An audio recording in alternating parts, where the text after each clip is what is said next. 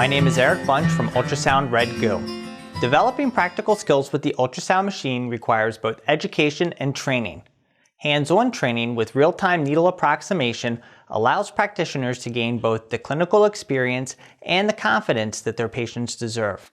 I'm going to demonstrate for you two techniques commonly used in ultrasound practice, both the in-plane and the out-of-plane technique.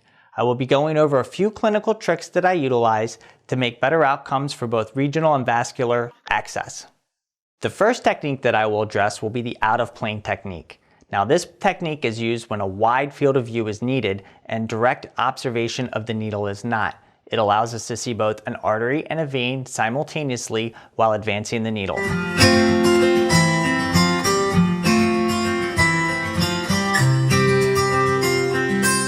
Greetings, right now I'm going to be demonstrating for you our out-of-plane technique. Now, the out-of-plane technique, as I stated before, we're going to utilize for mainly vascular access. So what I want to do is take my linear array probe in this case. This is a 7.5 megahertz linear array probe.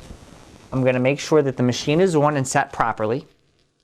In this case, I'm going to have the depth set at about 3.9 centimeters. I'm going to apply my ultrasound gel. Now, what do we mean by out of plane? That means I'm not in plane with the beam. It is going to be perpendicular as it crosses the path, like so. Now, this means that I will not see the needle the entire time. I will only see a shining orb go down. I'm going to show you some ways around that so you can see the needle the entire time. Now, also, I just want to point out that this little notch on the ultrasound probe itself is going to correlate to the dot on the screen of the ultrasound machine. Just show a screenshot there of that. Okay, now I'm going to go ahead and place the linear array probe down onto the ultrasound Red Goo Phantom target. I'm going to find it, differentiate between my vascular and my arterial structure. Now, you may not be able to compress, but the arterial structure is smaller. I'm going to go ahead and place the needle in. Now, probably can't see it just yet. So one of the tricks I can do is I can slide the probe towards me and towards the needle until I see the little orb, and I can bounce the needle to help me see that. Now, when I have the needle in view, and it's again just that red or that glowing sphere, I'm going to go ahead and advance. Now, at the time when I advance the needle with my right hand, I want you to go ahead and advance the probe distally away from you at the exact same rate. So now I can see the needle the entire time. Now, I've made contact with the vascular structure. I'm going to go ahead and penetrate it, and I'll feel a little pop with my hand, and I'll see the pop on the screen. Now, one of the things that you can do with the ultrasound Red Goo Phantom target is I can go ahead and both aspirate and inject the target, and this is very useful for skill set, as well as if the target ever becomes deflated, you can go ahead and inject the vascular target, again, with any non-dextrose containing fluid. So I'm going to go ahead and pull that out and have you practice. And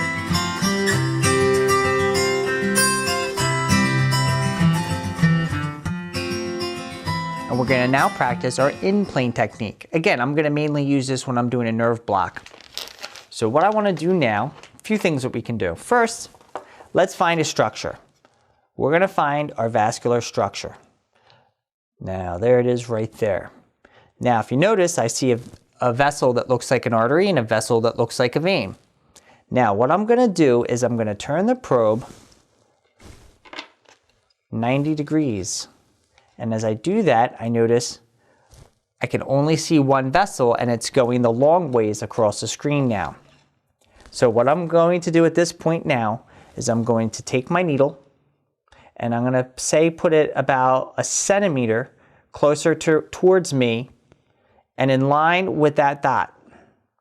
So I'm going to now advance the needle, and I should see it come into the screen. Now I can see it coming down, coming down, coming down until right there it is. We hit the target. Now, as we hit the target, we can go ahead and aspirate and also inject to confirm our position within the vascular structure.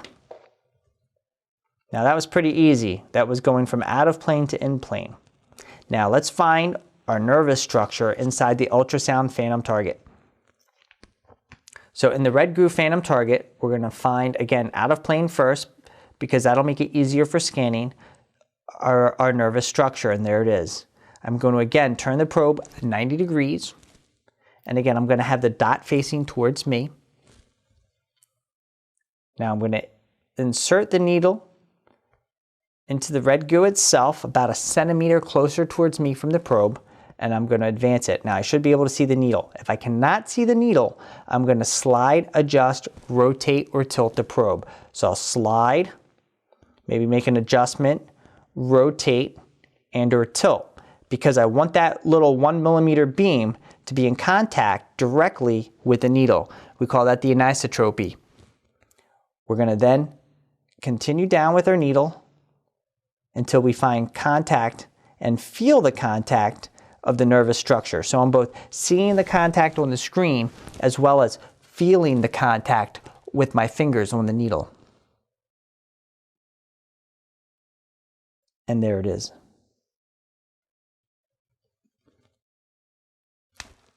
Okay, thank you for watching, and I hope you've enjoyed your time with the ultrasound red groove phantom target.